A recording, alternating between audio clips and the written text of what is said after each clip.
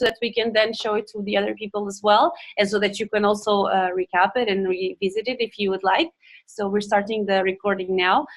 And today we always try to bring you topics that are interesting to you as entrepreneurs, and when starting a venture we will have other topics as well. And today we have a topic that we presented a few months ago and it was a success, and once we launched it in the community now, it had many people sending me messages about it, and it's with our in-house star, Julie Murat. She manages our operations team, sales. She's almost a co-founder at Bridge because she's here since the beginning, and she's experienced in developing a very successful strategy with crowdfunding. She's here to tell you a little bit about it, and also explain and clarify all the doubts and questions that you might have. So if you have questions, maybe we can use the chat for that. You can send a message to everyone so that we can see it, and then we can revisit it throughout the presentation, or Julie will let you know how to do it. So I will just pass it to her, and I hope you enjoy the webinar. Thank you so much, Alex. Ooh, sorry, we're in the same room, so the mics are speaking to each other. Okay, we're good now. Thank you so much for the intro. You're too nice. Actually, the first crowdfunding I did when we just started Bridge, I will tell you more about it. We did a lot of mistakes. So it's not that I invented a super great strategy, it's that I learned a lot from all the crazy things that we did. So I'm really happy to see you today and hopefully share this experience so that you avoid making some of the mistakes we did, and maybe learn a little bit from what actually did work.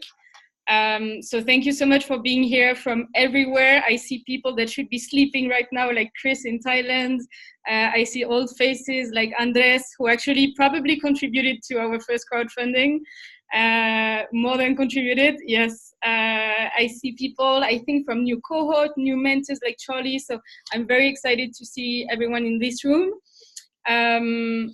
So I'm going to start sharing my screen. I will have a short presentation. Actually not so short. The first time I did it, it took an hour and a half. So I tried to condensate a little bit so that we honor the time commitment of an hour for today. Can you see my screen? First question. Yeah? Perfect. Cool. So super happy to host this webinar for the second time. Crowdfunding, as you can guess from the name, it's embracing and using and leveraging the power of the crowd to get initial funding. But before digging really into the topic, I want to feel the room and the atmosphere and the people present a little bit. So I'd love to do a very quick check-in without any particular order, just popcorn style, as we call it. So whoever wants to go, can you just introduce yourself? Let us know in a few words what's your product or service. And I insist, not your venture in general, not your mission or vision, but your product or service, because this will be relevant for later in the call. And then also I'd love to hear, are you planning to do a crowdfunding? Is it a hot burning topic for you right now? And if you're planning to doing one, is it one day maybe in the future, or is it next month or in the next 2 months? How burning is it for you? So yeah, whoops. I'll pass on the microphone to anyone who dares to start, and I'd love to hear who's here in the room with us. I can start. My name is Ziffy. I'm based in London. We organize microfinancial services for refugee entrepreneurs, and the way we raise funds for that is pre-sale crowdfunding campaign. So we're currently working on a pre-sale on Kickstarter. It's called Designs for Refugees, and we are pre-selling handbags which will be made by refugees and sold at retail rates here in the UK. Great, thank you, Sophie. So you're helping your beneficiaries to crowdfund, if I understood correctly? Yes, we are supporting fashion designers pre-sell their work, and I mean the orders that come in are then made by refugee communities. Great, so I have another expert on board, so I can reach out to you at any point. Thank you, Sophie. Hello, yeah, I am Sudeep from India. So I had developed a platform called Authentica, which is based out of blockchain. We are addressing a couple of verticals. One is pharma sector, another is education. So in education, we did a pilot with Texas A&M University for storing the complete certificates in blockchain. So we are actually probably after doing a couple of pilots in 2 or 3 other universities, we are planning to go for funding. So preferably we are thinking of ICO, which is again a way of crowdfunding. Great, thank you. Hi, I'm Alvaro, and I'm a co-founder from Applergy, which is a service managed by an app that pretends to connect people with food allergies or intolerance with restaurants suitable for their needs. And we're planning to make a crowdfunding. Perfect. And planning to win the prize of the cohort as well. If it's possible. Thank you, Alvaro. Thank you to you.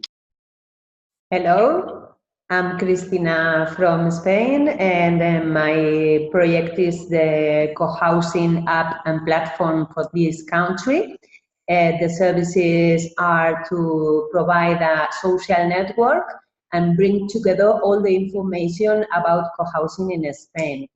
I did a crowdfunding, very little crowdfunding campaign to test the interest in the market in last June, and also I'm probably will do one again. And also maybe the crowdfunding platforms will be my clients in the future too. Great, thank you, Cristina. Okay. Sorry, go ahead. Yes, okay. So my name is Andres. I am co-founder of CoolTrack. It's a digital tool for the tracking of refrigerants that have an impact on the ozone layer and climate change. And yes, we are planning to explore the possibilities for crowdfunding, but we have everything to learn about it. Thank you, Julie. Thanks, Andres. Charlie, and I'm working on a project around street art with social impact, and also getting involved around entrepreneurs. So interested in exploring different types of. Great. I didn't hear the name. I just heard street art, social impact. Can I just have your first name? Yeah, Charlie. And Great. the street art social impact is Art Bloom. Perfect. Who else do we have? Chris. Yep, checking in. So my name is Chris. I'm from Bangkok, Thailand. My principle is pretty much similar to crowdfunding as well, but we went through some regulatory roadblocks in Thailand because crowdfunding isn't recognized yet or a legal service. So right now, the product that we do is a direct donation model to nonprofits and social enterprises. Great. So much pressure to have so many crowdfunding experts. Okay. Who else didn't check in? Maybe people that arrived late. We just want to hear who you are, what's your product or service, and if you're planning to crowdfund. Yes, I'm under HIO General up there on the top. My name is Mary, and I apologize for being a bit late. And I'm participating to really get to learn about crowdfunding because Perfect. my mentor is saying that we should begin a crowdfunding campaign, and I need to get up to snuff. Great. Mary, what's your product or service in just a few words? It's an e-learning platform for teachers to use to teach early reading in English. E-learning platform for early reading. Great. Thank you. Anyone else here that hasn't spoken yet?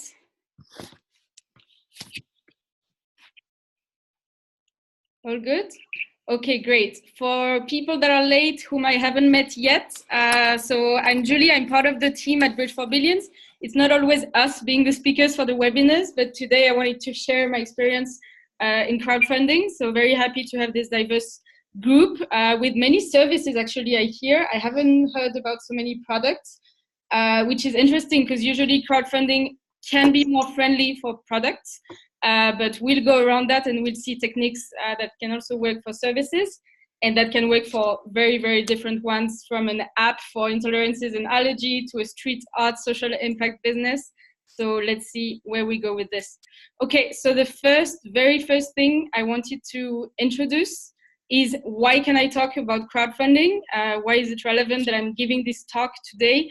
So actually, funny anecdote, I met Pablo, so the CEO and initial co-founder of Bridge for Billions, back in November 2015, so a bit more than 3 years from now. And he was starting the project. He had done a lot of work during his master's in the US, but still it was in a pre-prototype even stage. I mean, they had done a few pilots online, but without actually having a platform. And anyway, I was looking for a job with social impact, helping entrepreneurs, exactly what he was studying. I was very, very excited to meet him. So I flew all the way to Madrid, just we could get to know each other, see if we could work together well. And I remember, like, we were in a situation where the financial situation was so difficult that I was actually sleeping at his place with his mom and his dog and sharing the food. So it was really an interesting first experience of getting on board in a company. And also part of the team was remote. We had a CTO in the US, we had a designer in Taiwan. So everything was very different than it is today. And I remember a specific conversation with Pablo in his kitchen where he told me, like, Julie, this is great that you want to contribute. I see you have a lot of enthusiasm, a lot of energy, probably many skills to bring to the table, but we don't have any money. We're just getting started. So I was thinking maybe we should do a crowdfunding. That should be your first mission within the company. I had never done a crowdfunding in my entire life. Probably I had contributed to one selling tickets for concerts or some gadgets, but I had never digged into how do we make a crowdfunding. But so I started with Bridge in January 2016. I started straight away working on that crowdfunding project. And I planned it for 2 months. We launched early March and we had it going for 5 weeks, and we closed mid-April and we raised $18,000 US, which was a really, really difficult process. So that was my first experience with crowdfunding, with raising money in general. And we used Indiegogo, as you can see on the screenshot, as a platform. We'll have plenty of time to talk about platforms. But I wanted to share a little bit what happened during that campaign and what I learned on the way. So this is the start of it. So the very, very first step to understand, and it's interesting, we have Chris on board with the experience about crowdfunding, also Sudeep with the blockchain platform, because there are different types of crowdfunding. So many times in the media, you read about crowdfunding, and now they use the term as an umbrella term for everything and anything, but there are actually very different business models behind crowdfunding. So if you understand what are the different types, you can choose what's your preferred crowdfunding method based on your type of product and service and your growth aspirations. So how much do you want to raise? And also, why do you do it? Do you do it really because you can barely eat at the end of the month and you really need the money? Or do you do it because you need to gather a community around your project and have an early communication campaign to just say to the world, we are here, we exist? So I will explain the difference between these 3 types of crowdfunding: donation-based, reward-based, and equity crowdfunding or crowd lending. Today, the webinar will only be about the 2 first models, donation-based and reward-based. So if what you're aspiring to do is an equity crowdfunding, meaning that you would raise money and give parts of your company in exchange, maybe we can organize another webinar for it, but I'm absolutely not an expert. So we'll just be talking about the 2 first models. And even before defining the models, I want to make something very, very clear, is that crowdfunding is not a business model. Okay? It's really just a way to get you started, either by raising money that can be donations, or by doing some pre-sales of your products, your first early sales or your service. But it cannot continue in time for a very long time, because you will switch to your own platform if you continue selling, your own e-commerce or your physical shop, or you will stop relying on the donations and actually have your own business model rolling. Okay, but I think it's very important to clarify it's not a business model, and I think nobody should aspire to having crowdfundings all the times ongoing, also because it's a very painful process, you will see. Okay, so donation-based crowdfunding, as you can hear from the name, you're basically raising money from people that are giving you what we call love money. So they love you, they believe in your project. Usually they're your family, they're your friends, or they can be what they call fools. So people that just stumbled upon your campaign and think, wow, this is amazing, I love this mission, I want to give some money. So we call them FFF, friends, family, and fools. And those are the people that will most likely give donations to help you get off the ground. Okay, then reward-based crowdfunding. Those are crowdfunding where either you're selling the first version of your own products or services. So you want to have new sustainable sneakers, for example. It works very well for products, especially. And that's mostly what you can see on Kickstarter, Indiegogo, all those mainstream crowdfunding campaigns. They're selling you the latest tote bag or the latest innovative gadgets to secure your house, like a smart house gadget, all those things. It's very crowdfunding friendly. So it means you give some money and you get a reward in exchange. So the reward can be your product or service, or the reward can be merchandising. So it can be a t-shirt with the logo of your company, it can be a tote bag with the motto of your company, it can be a pen and book, it can be a video, anything that is not really necessarily matching the monetary value you're giving, but at least you get something in exchange for giving some money. We'll go more in deep into each of them. And then the last one, equity crowdfunding or crowd lending, they're different. It's basically a loan. So either a loan in the case of crowd lending, so the crowd is helping you raise some money and you will give back that money eventually when you are doing better. And then equity crowdfunding, it's all about giving a piece of your pie. So your pie is your company. You're giving out a bit of equity, so shares of your company, and in exchange you get money from angel investors. They are very good equity crowdfunding platform. If you're considering it one day, make sure it's a legally valid crowdfunding platform, because many times investors need to have accreditations in order to be able to invest in your venture. And if it's crowd lending, check if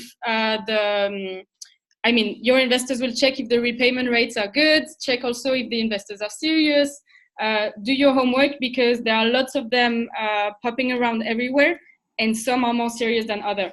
But again, today I will not be able to talk about equity crowdfunding or crowd lending, so I'll just explain the basic concept and then we'll dig more into donation-based and reward-based.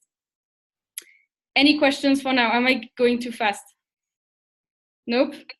Okay, I usually speak super fast. Oh, and sorry, I got this weird hand bait because I just came back from Tanzania and I had a small cut on my hand, but nothing serious. Okay, so to go more into details, I wanted to show you a bit the pros and cons of each of the models, so you can start thinking what could be the ideal or the crowdfunding model that makes the most sense for me at this stage. So donation-based, or otherwise called love money, as we were saying, the pro is that there's no financial return to the contributors, so it's all for you. Okay, everything you raise is for you. You're not sending any perks, any merchandising to your contributors in general, and you're not selling your products, and you're not giving up any equity. So it's all for you, except from the platform fees. It's great to leverage a big community behind you. Usually, if you have a lot of people already interested in what you're doing, especially if you're a social venture that makes people really interested and purpose-driven based on your venture, it's good. So it works well for social enterprises, nonprofits. So these are the pros. The cons, you can only get so much love money, meaning we all have a certain circle of people loving us and ready to give money for us. And once we reach the limits of that circle, we can find a few fools or people that believe in your mission, but it's not so easy unless you have a huge communication power to find more love money. Okay, so you will be limited in terms of how much you can raise, sorry, and we'll see how you can calculate that later. Also, the reward is only emotional. You're not selling anything, you're not rewarding people necessarily.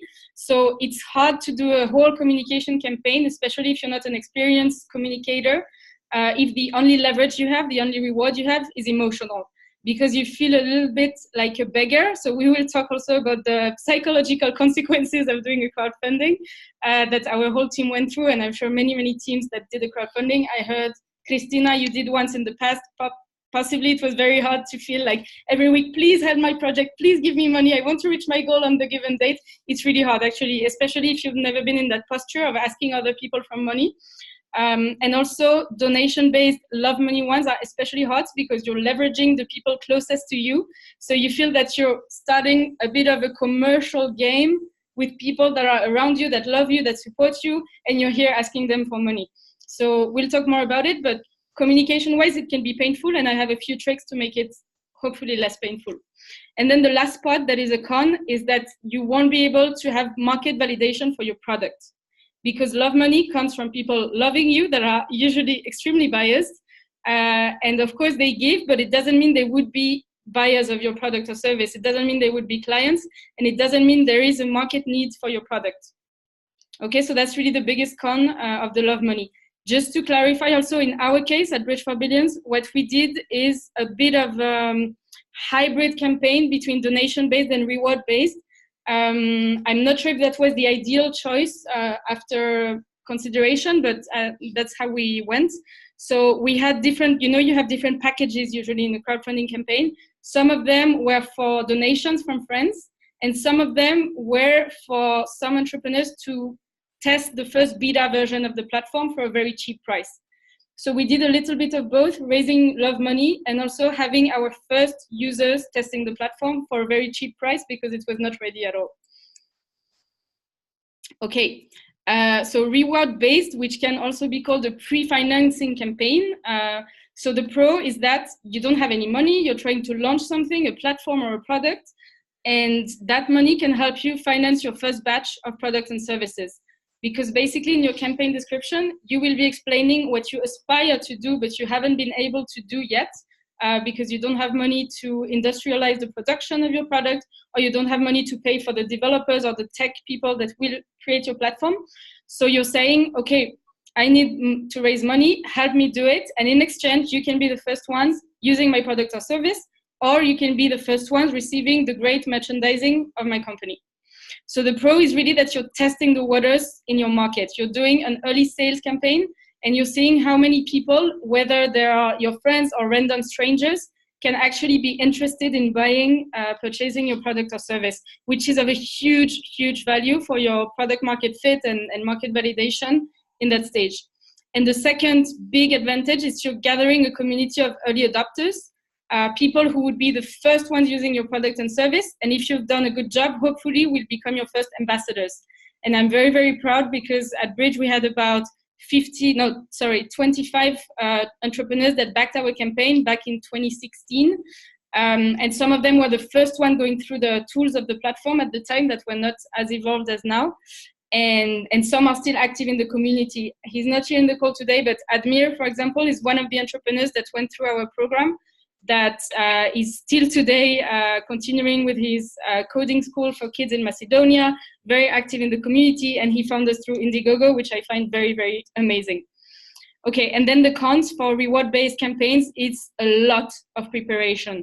Because if you're saying, I need to raise money so that you can use my product or service, you need to have everything ready for people to be able to use your product or service just a few months after the campaign.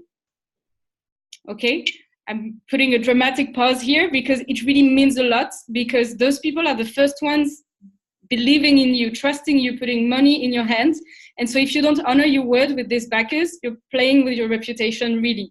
And yet there are so many scandals of crowdfunding campaign, even by looking on the homepage of Kickstarter, I'm sure you can find some, of usually product campaigns that are saying, we're launching the best backpack in the world. It will have so many pockets. You can put your map, you can put your water bottle, those kinds of products that you have on Kickstarter. And they promise that if you put some money, you'll be the first one to receive it 2 months from now. And then they receive it a year later or a year and a half later. So this really gives a bad reputation to your company for your very, very first clients. So make sure that you prepare your product launch if people are actually buying the use of your product or service, and make sure that you can be very transparent with them and honor your words if you say that they will get it on a given date. Okay, and the last part is also do your homework, because rewards can be way more expensive than you thought. So identify your providers early on. If you decide to give out t-shirts, to give out mugs, to give out tote bags, don't just think, oh, a tote bag must be $2 and a t-shirt $5, because that can be way more, since you would be printing things about your brand, possibly your logo, your motto. Also take into account shipping costs. If you forget about this, if you tell people, oh, I'll offer you my favorite book that inspired me to create my company, actually buying the book on Amazon, sending it, having the shipping cost can be way more expensive than you thought. And you will be raising $10,000, let's say, dollars, thinking you're raising $10,000, and you'll end the campaign, successful campaign, with $8,000. And you'll be like, where did this money go? Well, actually, if you had done your Excel and your homework before, you would know that this is what you were aiming for since day one. Okay, we'll see that more in detail, but that's really, really important. Okay, and the last one that we won't go too much in deep about is equity-based or crowd lending. So the pro of equity-based and crowd lending is that usually you can raise much more capital through this mean, $50,000 up to 10 million. Because this is serious business in a sense. I mean, everything is, but people are taking a stake in your company or giving you a loan, basically a micro loan. So it's good as an alternative to bank loans if your project requires a lot of initial capital.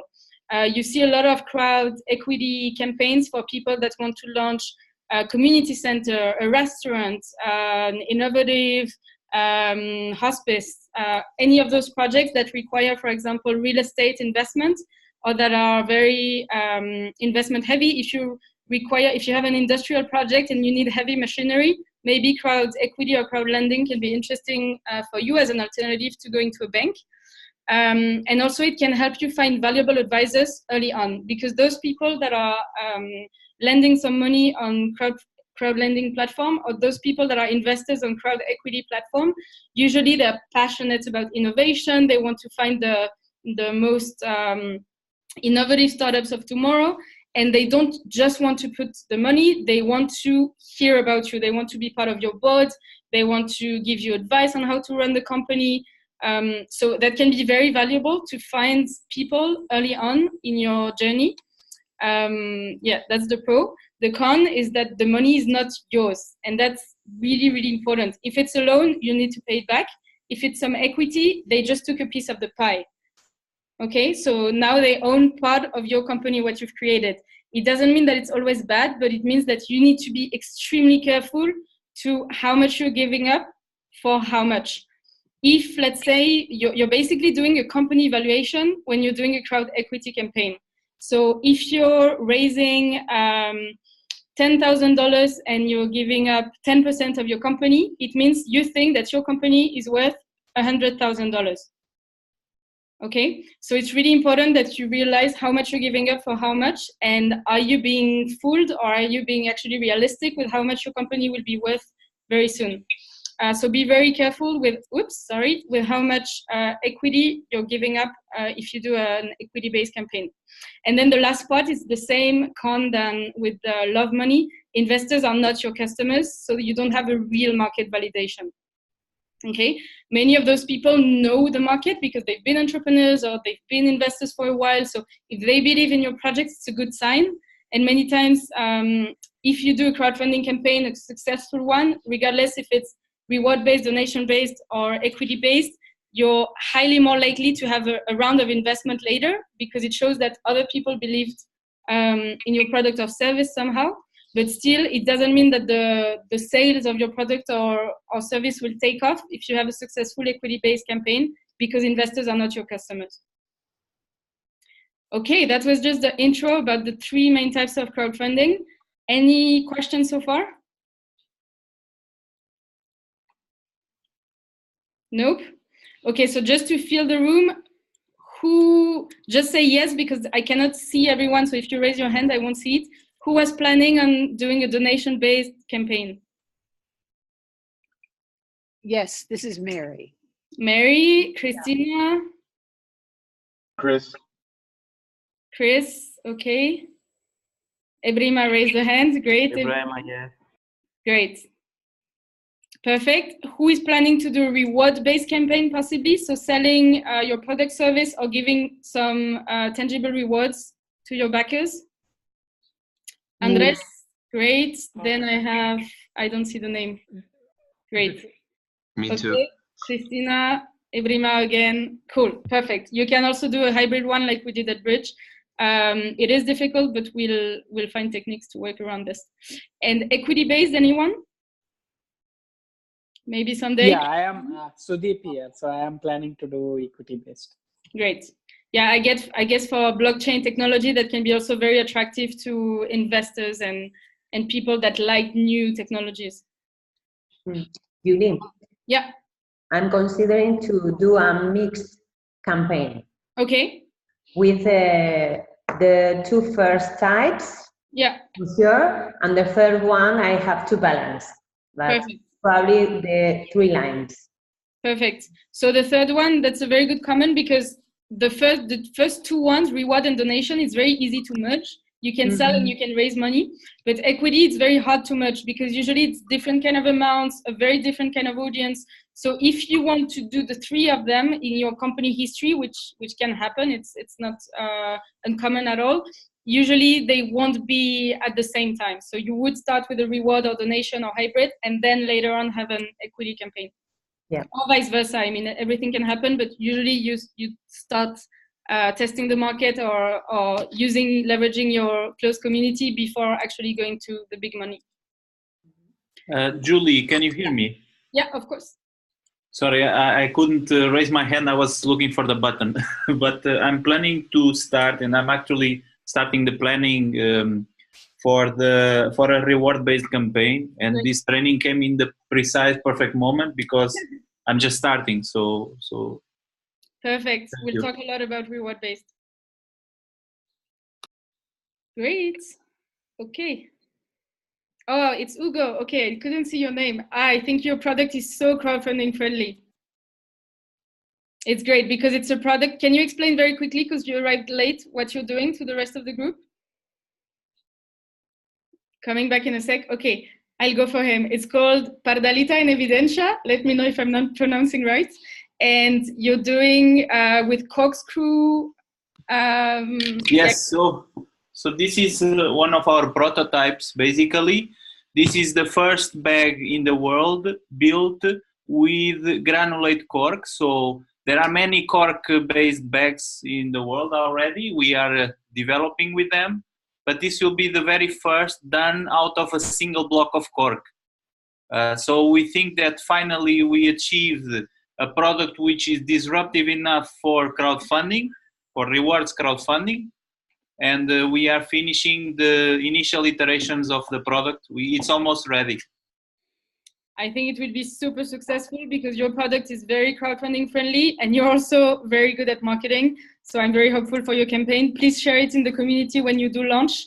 And also there are so many huge success of campaigns for sustainable sneakers, the best environmentally friendly jeans. Like those products are very attractive to the greater public. So I think you'll do great. Okay, so for the second part of the call, I'll rush through a little bit because now we only have 23 minutes left already. I want to read some advice of do's and don'ts of crowdfunding and then explain based on my personal experience what it actually means. So the first one is you never get a second chance to make a good first impression.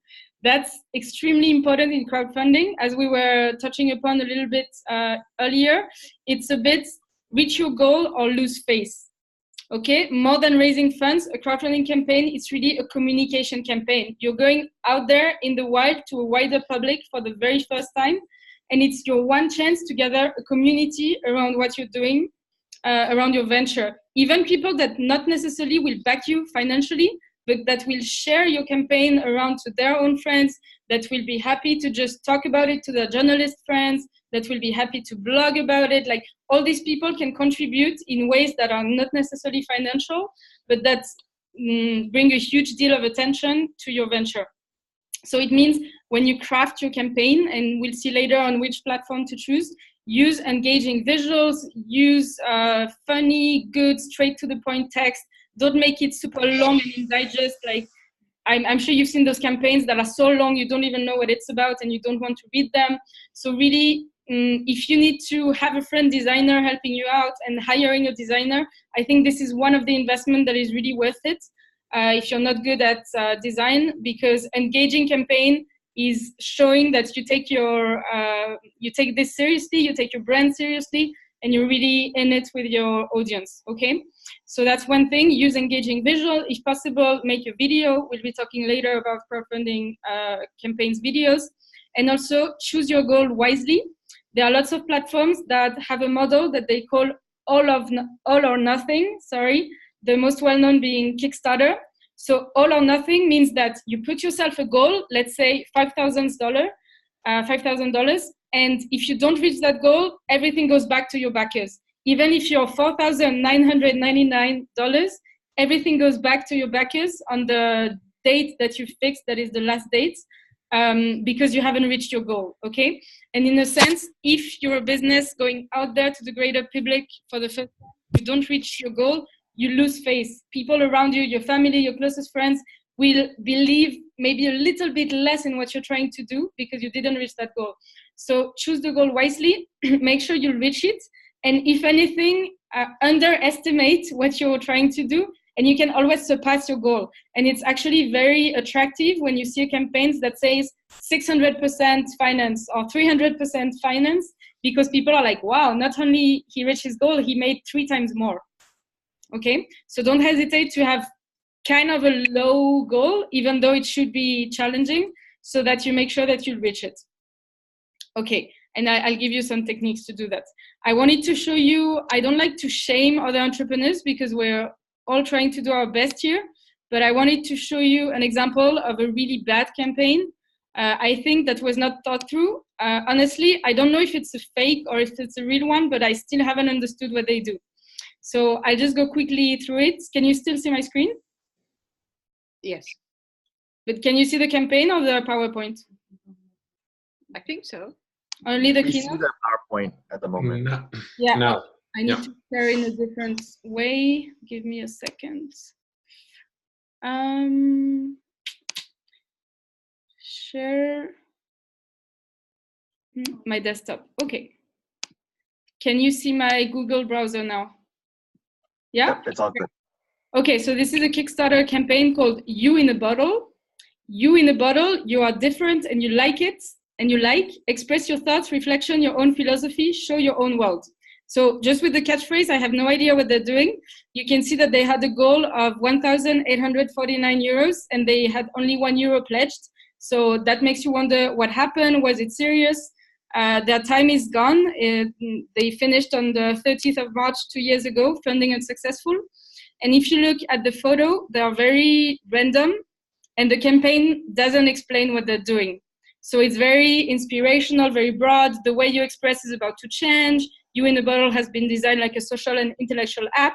They talk about an app. There is no illustration of an app the whole time. They have some stock pictures, as you can see. You don't really know what it's talking about. And also, when they talk about, you should always say, where does the money go? Why do you raise funds?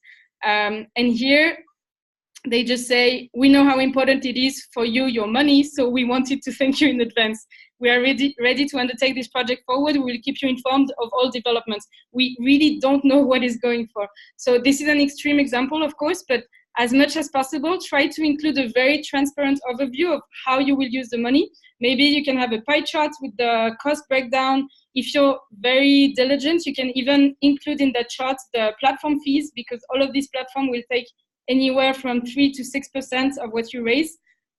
So put the platform fees, put whatever costs you want to cover with that money raised, the production of your service, the launch of your platform, money that will be used for perks, for postage, shipping, anything. People want to know your why, and people want to know how you will use what you raise. Okay, so we're done with You in a Bottle. Back to the presentation. Okay, and then another bad example that I want to show you, and it breaks my heart because it's actually a bridge entrepreneur a while back that did this campaign.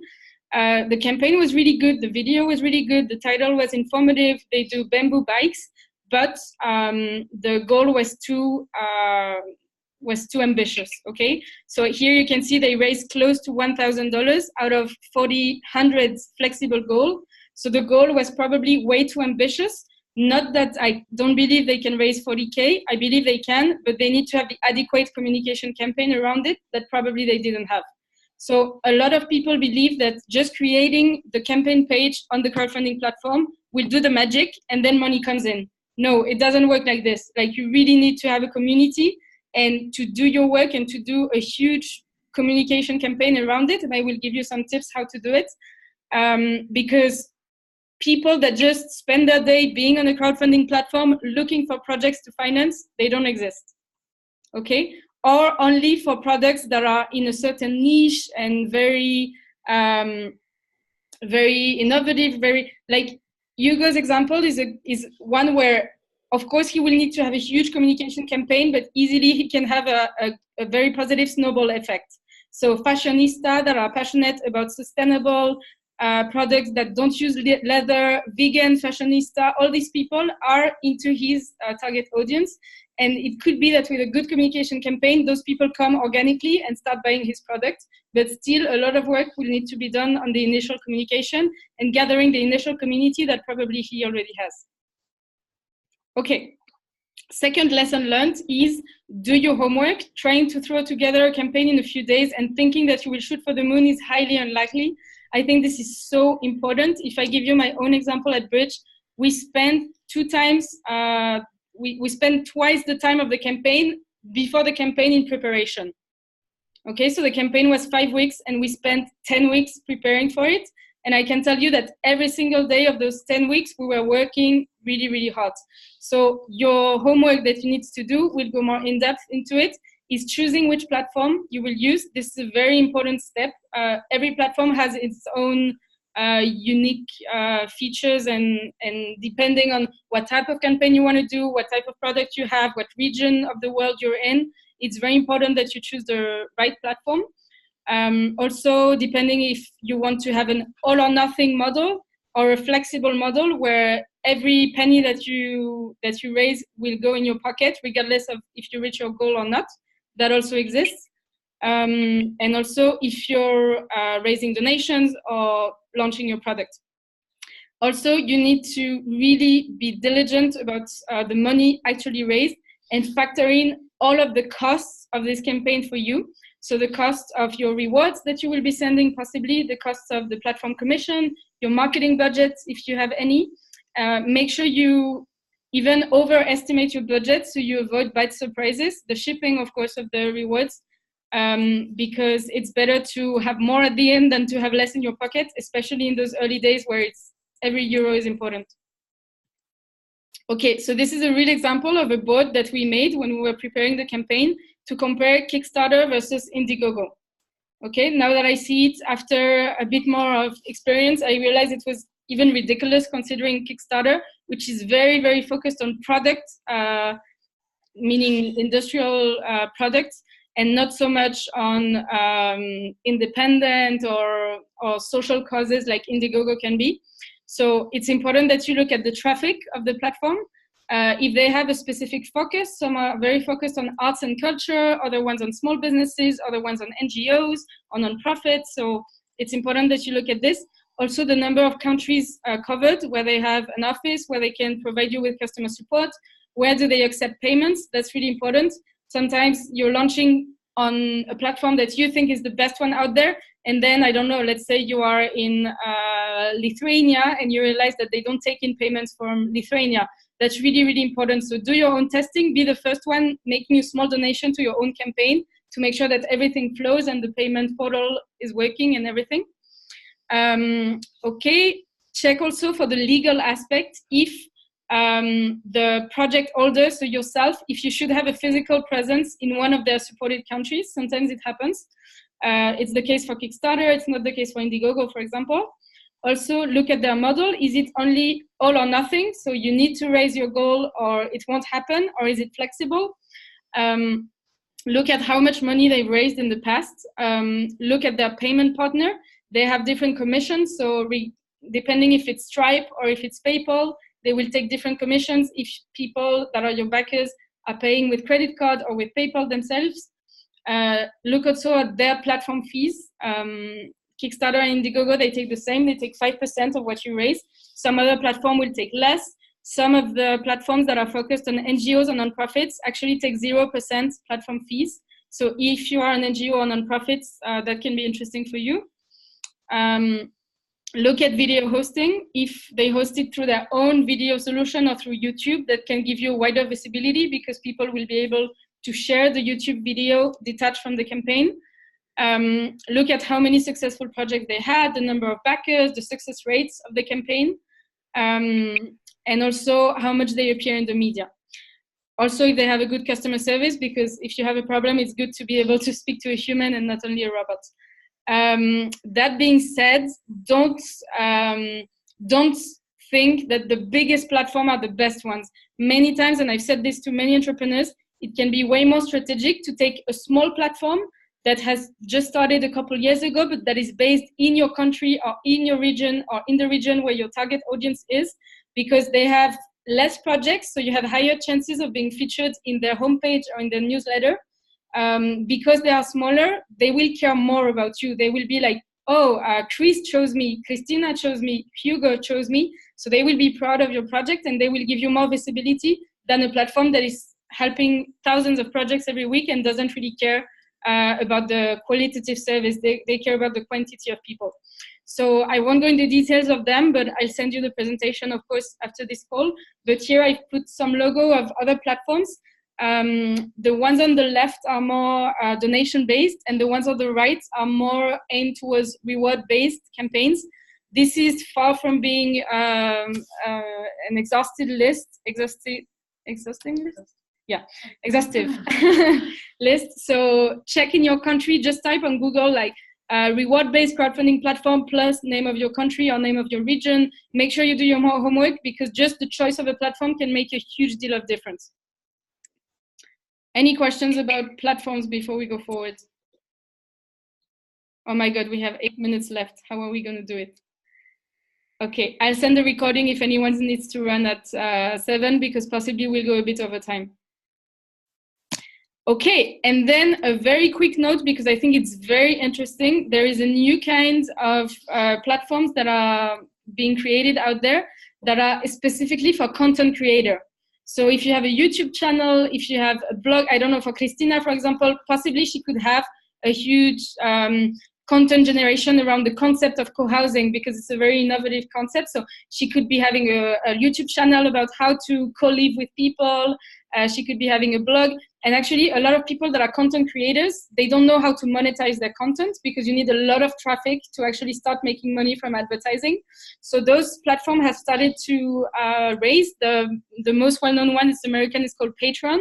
So Patreon, basically, you give a chance to people to subscribe to your content and give a donation of their choice every month. Okay, so for example, Christina is starting her co-housing YouTube channel. She doesn't know how to make a little bit of money from this. She creates a Patreon page and she says, okay, every week I will release a new video. You can give me whatever you want. I will be more than happy, and I will create some exclusive content for you. Okay, I'm just going fast over this because I think most of you are not content creators, but look at this. It can be very interesting to have just a small recurring revenue when you're just getting started. TP is the French one, Libera Pay, Buy Me a Coffee, it's very well known. It's an extension. I know, for example, Ebrima is a developer. Many developers, they use it. If you release an open source piece of software, for example, you help people compress PDFs for free, you know, those tools that we use on Google for free. Those developers, they've created value for you that you're using for free. So many times they have a button called Buy Me a Coffee, and you can just click and give them $5. And since they have a lot of traffic and a lot of people using their free service, that can become an actual consistent revenue. Okay, and then the last part about doing your homework. This is, again, you will have the presentation. I won't go too in-depth in the number. You need to do your homework, which is doing financial projections for your crowdfunding campaign. So this is an actual screenshot of our Excel board during our campaign back in 2016. So we had different packages for our backers. Thank you package for $10, the Startup Lover package for $30, etc. And we did some projections at how many backers we thought we could get for each of those packages, how much revenue that would mean. Then we would deduce the platform fees from there. We would deduce the the reward fee. If they would get a reward, we would deduce the shipping fees. And actually, by doing all of these numbers, we realized that by raising $15,000, that was our goal, we would actually get the number you can see at the very bottom, which is $12,945. So it's good to know that you will lose those 2,000 something in the way, because then you're ending your campaign and you know what's staying in your pocket.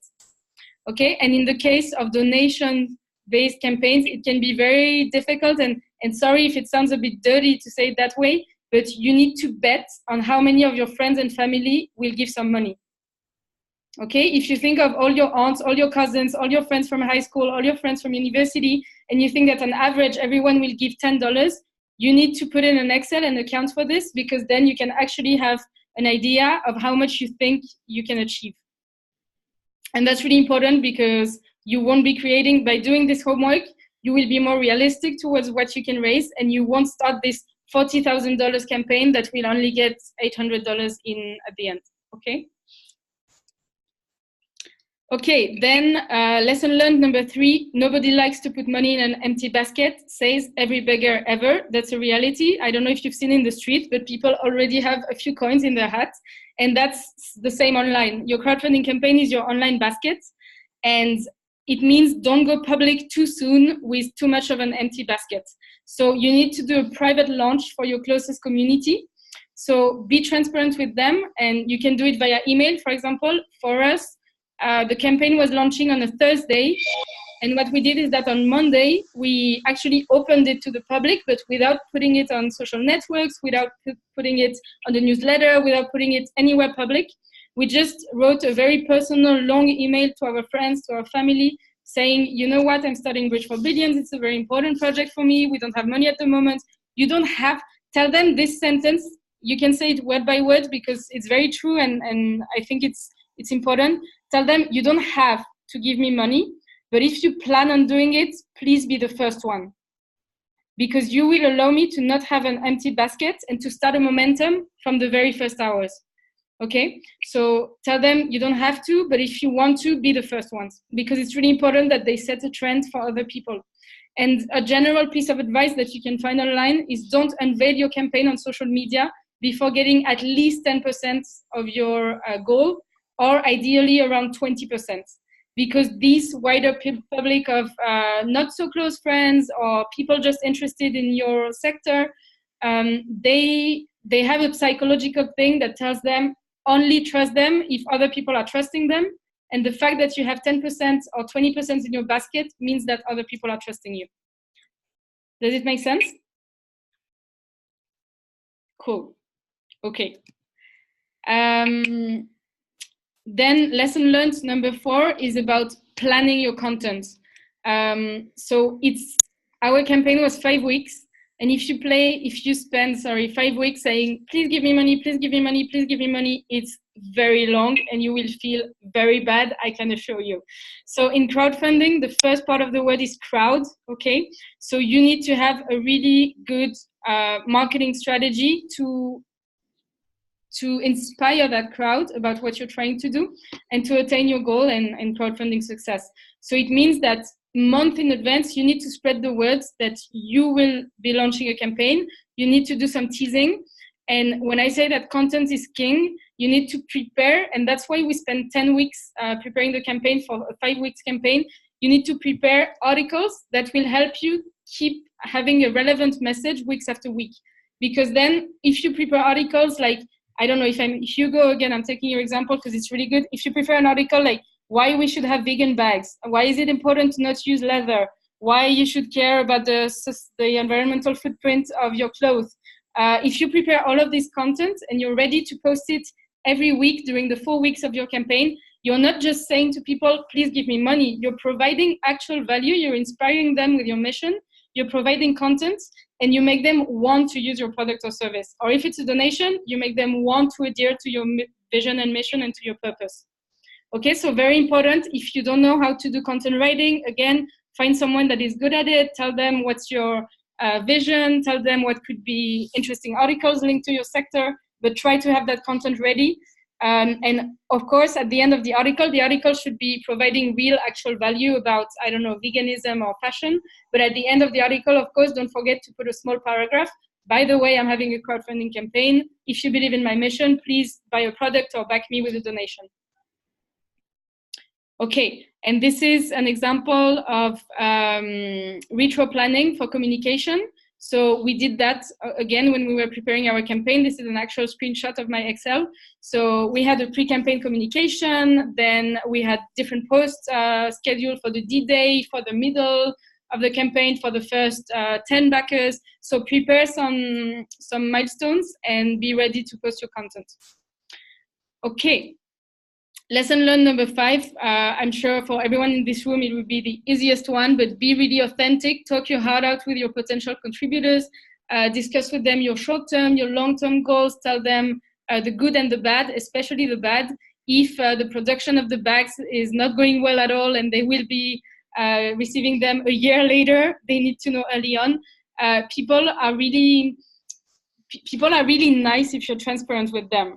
Like, I'm sure you know by now, like sometimes we have bugs on the platform, but we always try to have a top-notch customer support and be present and solve them and tell them, like, you're not alone, we are here trying to work on it. It's the same for a crowdfunding campaign. So you can have issues, you can not reach your goal, you can have production issues, but let them know as soon as possible. Okay, then lesson learned number 6, and I'll go really fast on this because I know you have the checkpoint and the platform to work on this, but craft your value proposition. In that specific case of a crowdfunding campaign, you have new market segments that are the people that could potentially give you a donation or the people that could potentially buy your product or service. So make sure you know who they are, what age they are, where they live, how they take their coffee, and keep your customer segment in mind while you're crafting the text of your campaign. Okay, this is a real example of our customer segment at Bridge 4 Billion. So one of the people that we think we're serving is the free spirit mature entrepreneurs.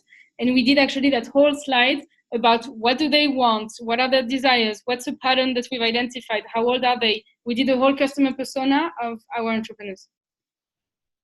Okay, then the last part is work your storytelling. So your campaign should really display your passion for the project, the why you're doing it, the mission behind it. If you can use humor, it's also a great way to get noticed. So I want to show you 2 videos. Maybe I'll do just one actually because of time constraint. So I'll show you a video of what I think is a really good crowdfunding campaign.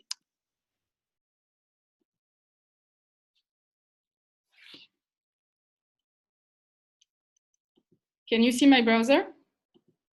Yeah, okay. It's a hybrid donation reward-based campaign. You will see with the video. They did a great job at using humor.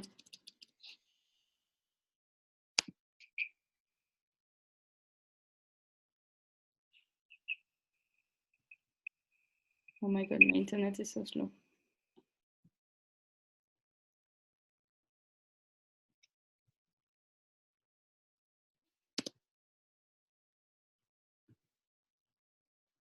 You know what, let me charge it and we'll get back to it if it actually works.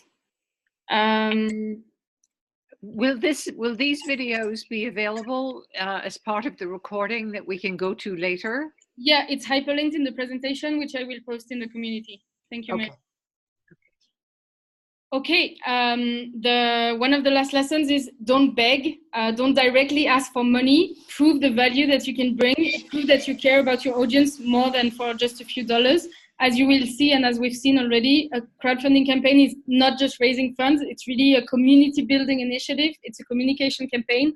So you want to build that community to inspire passion for your idea, to receive feedback, be very open to feedback. Some people will tell you this is the greatest thing I've seen in weeks. Some people will tell you, oh my God, I don't believe in it 1 second. That's okay, ask them why, thank them, challenge them, accept to be challenged. That's really also one of the value of your campaign, okay?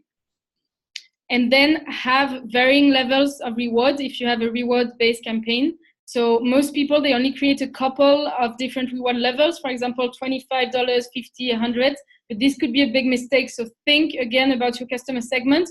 Do you have students in your audience? Do you have people from your family that are not so well off? make a reward level for them that is like $10, $15, even $5 that you know that many people will contribute to, and you can have a volume effect that will actually give you a lot of donation or rewards just by having good levels of rewards. Okay, and then the last, real last one this time is build a sustainable community and frequently update your backers and keep in touch with them. So the biggest asset, as this guy is saying, of a successful campaign, it's not so much the money raised, it's the community that you've built. So your original supporter, you can never be grateful enough to them. They're the first people that believed in you, that believed in your project, in your product.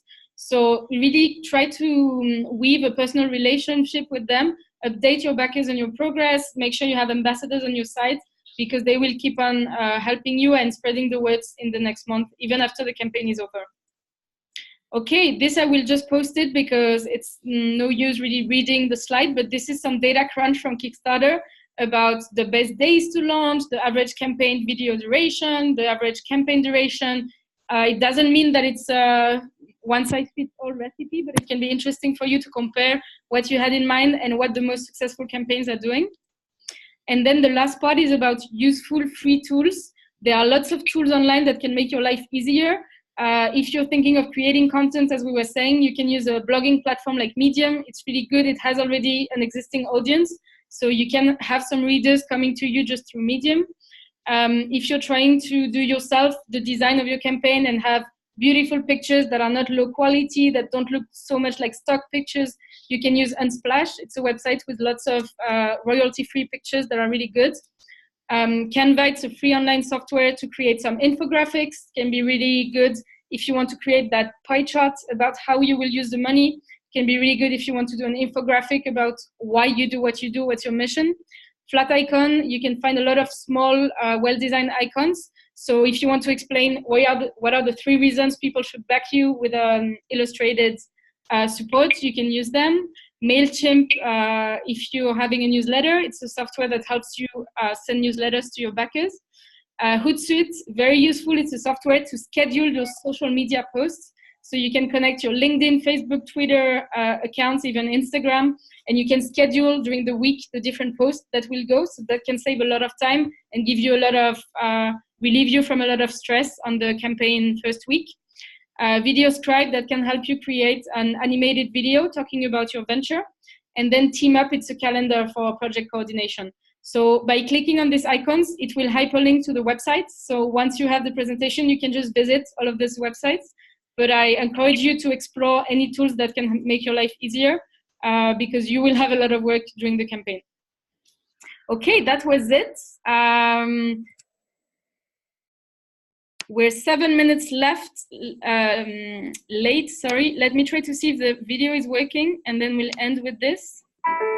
Okay, can I put it full screen? No, for some reason. That's fine, we'll watch it small. Can you hear the sound when it's on? Yeah, okay, great. The world is full of innovators, people who risk everything to change the way we live. But disrupting ideas do not only come from the Silicon Valleys of the world. Welcome to Bulambuli Valley, Uganda. Between these mountains, everyone is an entrepreneur, willing to risk everything to make his dream come true.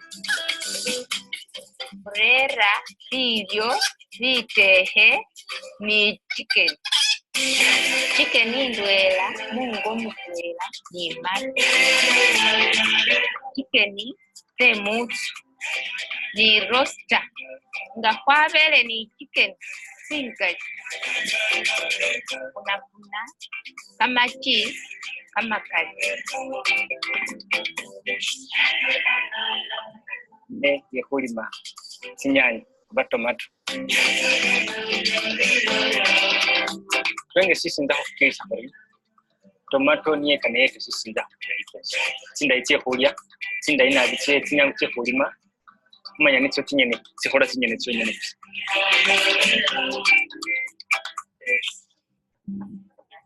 sindi kulima inya ina tomato iri mu mirundo kibiri ndwera iri mu fire red ga habiri iri mu grass green nga buli ndwera imboma yayo ng'onang'ona ebintu byaba birayi ng'onang'ona bulamu bweffe kuba bulayi kyo nikyo kikira kyeya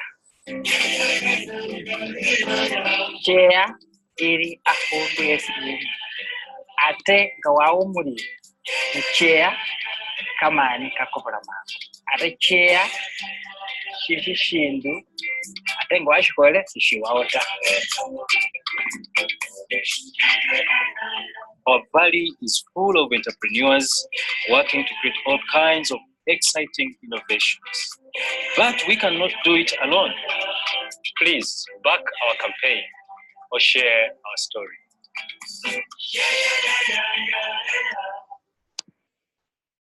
Okay.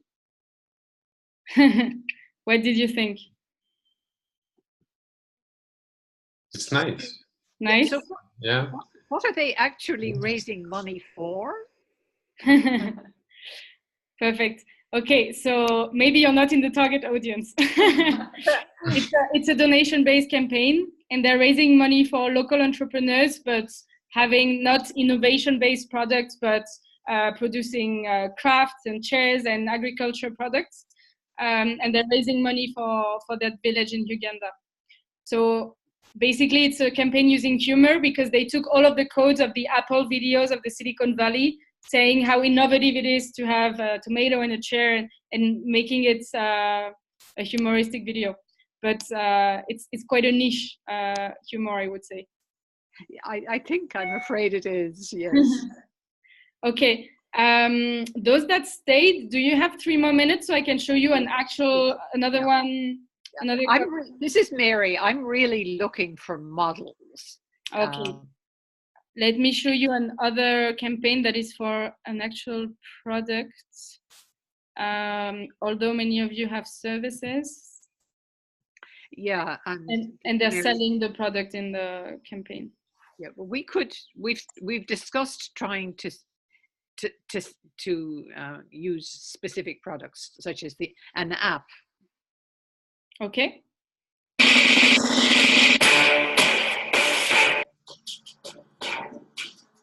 Yeah. You're not showing? Okay. It seems I'm not showing the video. Let me share again. Desktop. Okay. Okay. Now it's sharing, right? Okay.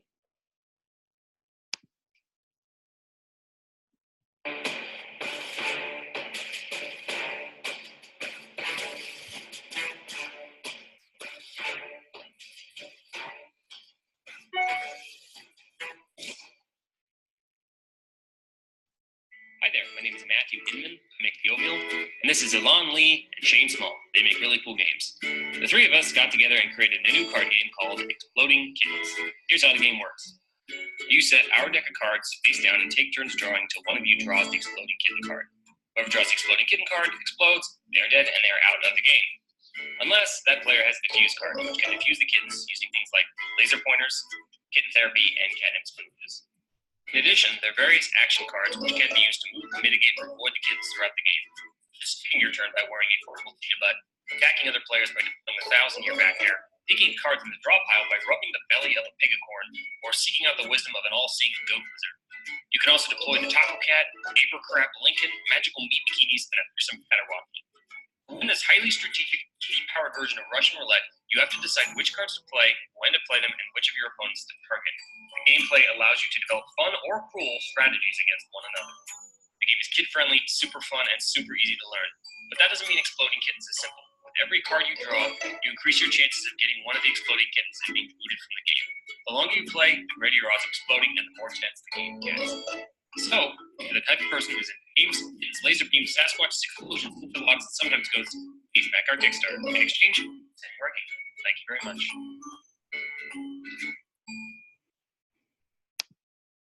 Okay. Thoughts? Well, that one is very powerful. Yeah. It's terrific production value, and I'd go out and buy that game myself. Yeah, so they're really focused on their product. They don't talk so much about campaign or anything. They just tell you the value. You'll have fun. You can play with the kids. You can have a unique moment, and they tell you how it works. They do a bit of humor because their game is funny. And also, you said amazing production. It is an amazing production, but this video was probably way cheaper than the previous one because you're not filming people. You're just having an animated online video. And I mean, it requires skills, and this one was pretty good, but there are lots of ways online to do those easy animated video where you humanize your user. Mary was looking for that and that kind of platform. She didn't know how to do this, and now she was able to achieve this thanks to that. And you're actually selling your solution. So those videos are easy to make and usually cheaper than actual filming. So yeah, you'll have the link in the presentation of the software I recommend. It's a free one, so it's not the best one. If you have a budget, you'll find better ones. But yeah, there are lots of providers out there. Any other questions, reaction? Yeah, sorry, Mary. No, this is very, very helpful. I need the examples, you know, not just the explanation, the example. Perfect. So I'm looking forward to going back over the presentation and clicking on models or examples. Yeah. So if you have any other models of good crowdfunding, donation-based campaigns, just send the links to those. Let's do that. I think we have a lot of collective intelligence in that room. So I'll post the presentation in community. Everyone that has seen a great campaign, put it as comments, and we can build on top of each other. Perfect. And I would encourage you to prepare and offer the investor campaign, just so we know about it. Yeah. Possibly it will be an external speaker because I'm not the best expert, but definitely I'll tell Alexandra, I mean, she's here, and we'll look for a speaker. Yeah, I would encourage that. But in the meantime, we need to learn and benefit from what you have presented to us today. So we have plenty to do. Great. Okay. Perfect. Are you, anything that surprised you or that scares you or any? Well, it scares me. I'm not sure that I can. I really liked the last presentation, and I'm going to try and encourage my team to think, how could we, you know, books for children aren't quite as exciting, but yes, there are exciting characters in them. So what I'm seeing is that we need to bring the characters in our books alive, that's how we will be able to maybe attract some attention. For the market segment of your campaign, they are the most exciting thing in the world. You just have to find the market segment. Yes. Thank you. Cool. I already took an extra 17 minutes of your time. I'm still here if you have burning questions, but otherwise we can bring it to a close. Just a question. Regarding the community topic, this is one of my main challenges, or I mean, main doubts that I have in my head like now. How to build a community, right? Because I have my personal community in social networks, right? But beyond that, I have nothing. And honestly, I couldn't find, besides the sustainability component of the Iberian links, linked to our DNA, I couldn't find any community focused in the handbags industry and the sustainability around it. What would you advise on this scenario? Great question. Thank you so much, Hugo. I think there are two options. Either you look for the communities out there or you create yours.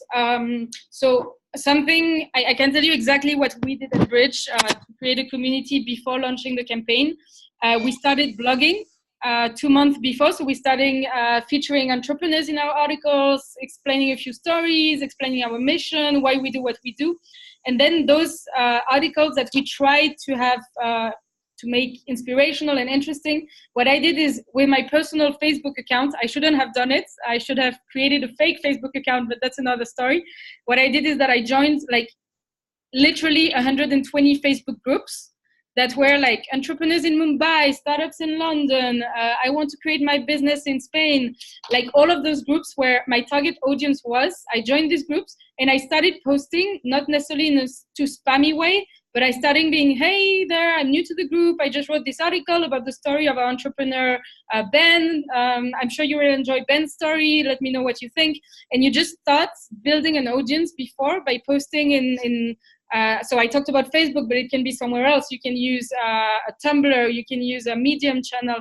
You can like look at where your target audience is. If you have big webzines about fashion, sustainable fashion, okay, so that's one thing. So you look for the existing community, you try to get in there, interact with them, drop your content in there, so that you don't just come in the day of the campaign and be like, hey, I need money.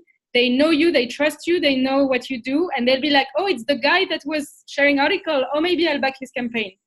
Okay, so that's one thing. The other thing is physical community are super powerful. I don't know if you know about Meetup. It's a website that creates groups of people based on interests. So you can create a meetup, sustainable fashion in your region, and start having, I don't know, monthly gathering, just in a bar, having a few drinks, talking about your work. That will create your own little network, and it's a lot of work, but it's very rewarding if you have that community around you, trusting you and believing in your mission. So you can do this, or you can look if there are existing meetups about your theme. Can be a direct relation, like actually sustainable fashion, can be a bit extended, like vegan people in my region, or I love fashion, whatever. But try to get in there and know some people, because they will want to help you if they get to know you on a personal basis before the campaign. Cool. Andres, you had a question. Yes, I have a question. I posted it in the chat, but I can explain it here. Yeah. Well, seeing a bit the amounts that you gathered at that moment and others in other projects you showed, other ventures, it seems that the crowdfunding, at least the first two models, the donation and reward, maybe it's a bit limited, no? And I guess it is only for an initial stage, no? Yeah. And you said so, no? It cannot be for the rest of the life of the venture. Maybe the equity is more related to that. But so I guess it is you launch a crowdfunding campaign to achieve a very specific objective, no? Or to reach a step at an initial stage of the venture. Should we specify what is our concrete objective for that crowdfunding campaign, apart from the value proposition explaining our last goal, no? But that next step we want to make with the money gathered, should we specify that? Definitely. If you put yourself in the shoes of the giver, would you want to give money and not know where it goes, you know? No, definitely you should be extremely clear about what you'll use the money for. And something that works very well also is if you put a small target goal of money, so let's say $5,000 or $10,000, and then you put a visual where you explain, okay, if we reach 10,000, we'll hire the first freelance developer to do the first beta version. But then if we reach the stretch goal of 15K, we'll also create all the first marketing material in the blog. If we reach 20K, we'll be able to whatever. So just by showing that if you surpass your goal, you'll be able to do much more, that will motivate your community to say, wow, actually, I don't want him to reach his goal. I want him to do more. So that can be a good strategy. And yeah, be very transparent. Like if it's actually because your team has no salaries and you're wanting to pay the salaries, which is the stage we were at when we did our own, tell it, like say it. Like we've had people working pro bono for the last 4 months, for the last 6 months. We're just trying to put a little bit more in their pockets so the project doesn't die. That's a very powerful argument, and it's okay. Like you're all working super hard. You deserve to have a little bit of something. Great, thank you.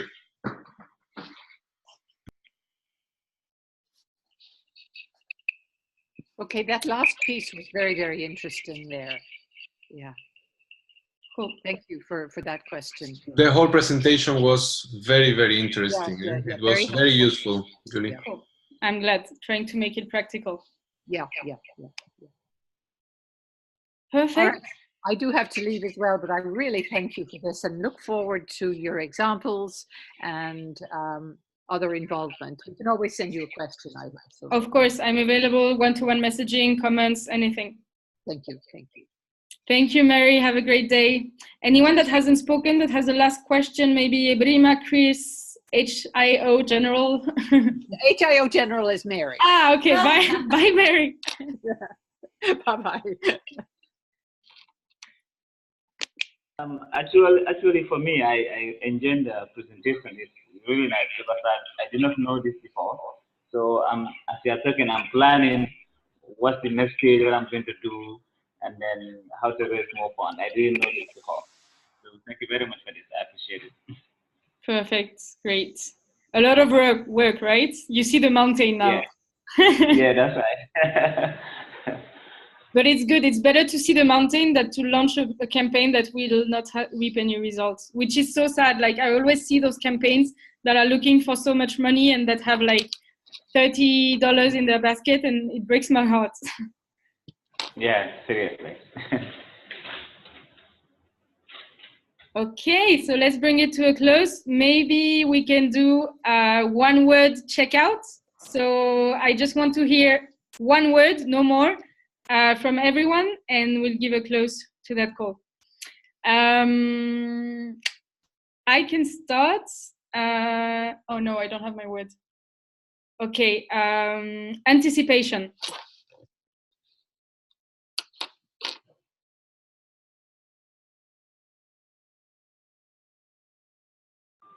Courage.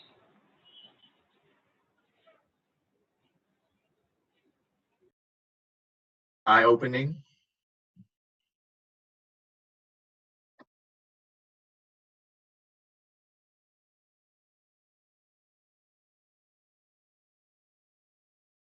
Planning.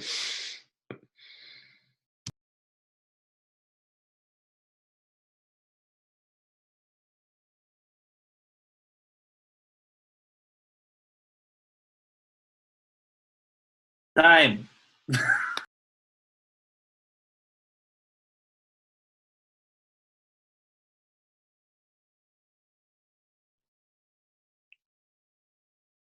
Okay, did we have everyone? Ebrima?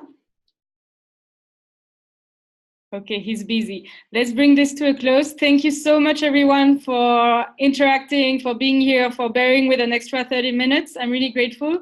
I'll post everything in the community, and I'll see you over there. Thank you very much for your time. Great presentation. Thank you. Bye-bye.